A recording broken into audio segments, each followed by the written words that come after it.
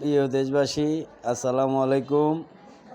আমরা বাংলাদেশের জনগণ খুবই দুঃখের সাথে বলতে হয় যে বাংলাদেশে দীর্ঘ এই 17-18 মাস একটা চিটার বাটপার লম্বা লম্বা লিকচার এরকম একটা সরকার পেয়েছিলাম, যেই সরকারের নাম সুদি মহাজন ইউনূস সাহেব। সেই ইউনূস সাহেব যখন ক্ষমতায় নিল, যখন জাতির উদ্দেশ্যে ভাষণ দিল, তখন খুব বড় বড় কথা বলেছিল যে আমরা উপদেষ্টারা যার যা আছে প্রতি মাসে মাসে হিসাব দিব, বাংলার জনগণের কাছে তুলে ধরব। কিন্তু আমরা যেটা দেখতে পেলাম, দীর্ঘ 17-18 মাসে একটা উপদেষ্টারও কোনো হিসাব বাংলার জনগণের সামনে আপনি তুলে ধরা হয়নি। একটা নিম্নতম একটা ওনাদের যেই সরকার আছে, ওনাদের সরকারের যে আপনার নিম্নতম যে আপনার কর্মচারী আছে, ওনাদের আপনার সরকারের কেউরই একটা হিসাব বাংলার জনগণের কাছে দেয়নি। কিন্তু উনি ক্ষমতায় বসে ডাইরেক্ট একটা একেবারে মিষ্টি মুখে বলেছিলেন খুব বড় বড় কথা যে আমাদের উপদেষ্টাদের হিসাব প্রতি বছরে পাবেন, প্রতি মাসে মাসে একবার জানবেন। কিন্তু আমরা এই 17 মাসেও 18 মাসেও দেখিনি যে একটা উপদেষ্টার হিসাব আমরা জনগণ সাধারণ মানুষ যে হ্যাঁ বলতে পারবো যে অমুকের এত সম্পদ, অমুকের এত সম্পদ।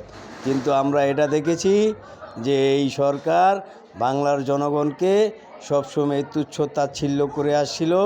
বাংলার জনগণকে উনি বাইরের মাটিতে, বিদেশের মাটিতেও বসে আপনি বলেছিলেন যে বাংলার জনগণ টাকা খেয়ে ভোট দেয়। আবার কিছুদিন আগে, 2-3 দিন আগে আবার এটাও বললেন বাংলাদেশ, আমরা বাংলাদেশের মানুষ একটা জিনিসে চ্যাম্পিয়ন, সেটা হচ্ছে জালিয়াতিতে চ্যাম্পিয়ন। আমি এই ইউনূসকে বলতে চাই যে বাংলার জনগণ যদি জালিয়াতে চ্যাম্পিয়ন হয়ে থাকে, তাহলে সবচেয়ে বড় জালিয়াতি চ্যাম্পিয়ন এই ইউনূস। এই ইউনূস হচ্ছে সবচেয়ে বড় জালিয়াতির চ্যাম্পিয়ন। সেই ইউনূস 1980 সনের থেকে 1970 সনের থেকে শুরু করে যেই পর্যন্ত বাইরে ছিলেন, তারপর দেশের মাটিতে আসলেন, তখন থেকেই তিনি জালিয়াতির সাথে যুক্ত।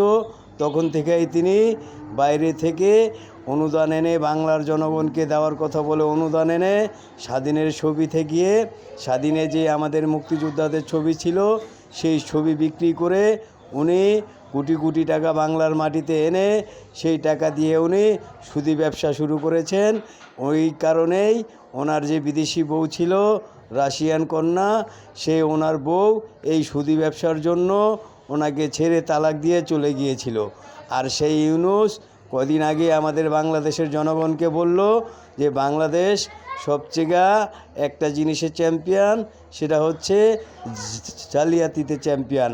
আমি এই ইউনূসকে বলতে চাই, বাংলার জনগণ যদি জালিয়াতিতে চ্যাম্পিয়ন হয়ে থাকে, তাহলে সবচেয়ে বড় জালিয়াতি চক্র হচ্ছেন আপনি, সবচেয়ে বড় জালিয়াতিপানা করেছেন আপনি, সবচেয়ে বড় জালিয়াতিবাজ হচ্ছেন এই ইউনূস।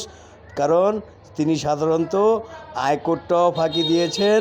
666 কোটি টাকার যে আয়কর, সেটাও তিনি জালিয়াতির মাধ্যমে সেই আয়করটা দেয় নাই। তাহলে যে নাকি বড় একজন জালিয়াতি মানুষ, সেই মানুষকে বলতেছে জালিয়াতি। এই ইউনূসকে ধিক্কার জানাই, এই ইউনূসকে থুথু জানাই। আমরা এই ইউনূসকে ঘৃণার চেয়েও যদি বেশি কিছু থাকে সেটা আমরা বলতে চাই। এই ইউনূসের সাথে যেই সরকার আছে, ইউনূসের সাথে যত উপদেষ্টা আছে, আমরা বাংলার জনগণ অবিলম্বে তারা যাতে দেশ ছেড়ে পালাতে না পারে, তাদের পাসপোর্ট আইন সংস্থার কাছে জমা নেওয়ার জন্য বলতেছি, অনুরোধ করতেছি। এই একটা উপদেষ্টাও যাতে বাইরে পালাতে না পারে। ইনশাল্লাহ আমাদের বাংলাদেশের প্রশাসন এদিকে খেয়াল রাখবেন, ওনারা যাতে নির্বাচনটা দিয়ে, যেন নির্বাচন দিয়ে বাংলাদেশ ছেড়ে একটু পালাতে না পারে, সেদিকে খেয়াল রাখবেন ইনশাল্লাহ। আর আমাদের চোখে যদি পড়ে, আমরা তো এয়ারপোর্টেই তাকে জুতা মারবো ইনশাল্লাহ।